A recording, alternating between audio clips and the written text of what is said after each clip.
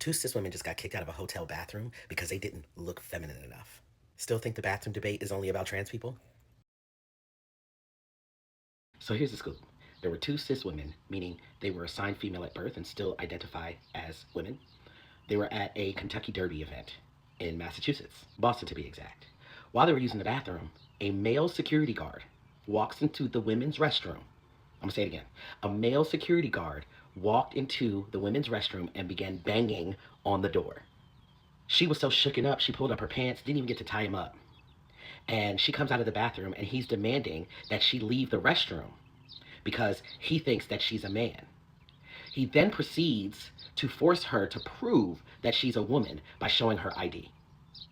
I want y'all to know that this is Massachusetts. There are no bathroom laws in Massachusetts that say that you cannot use the bathroom that aligns with your gender identity. It does not, there's nothing that says that you have to use the bathroom according to your biological sex, in other words. What sense does it make to send a man into a restroom, a women's restroom, because you think there's a man in there?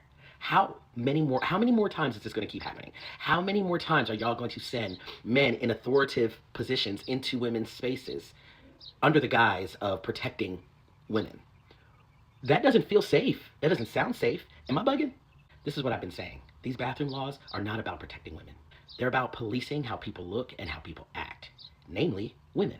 In other words, if you don't align with what society says a woman looks like, acts like, carries themselves like, you're in danger of also having to be subjected to this kind of trauma while just trying to pee. The hotel ended up suspending the security officer and is now doing mandatory trainings. But I mean, the damage is already done.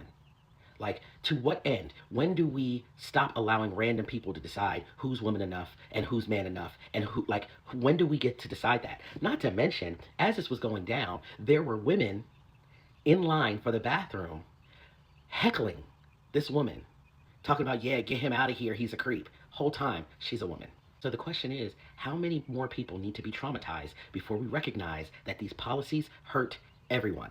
Let me know your thoughts in the comments. Have you ever been questioned in the bathroom?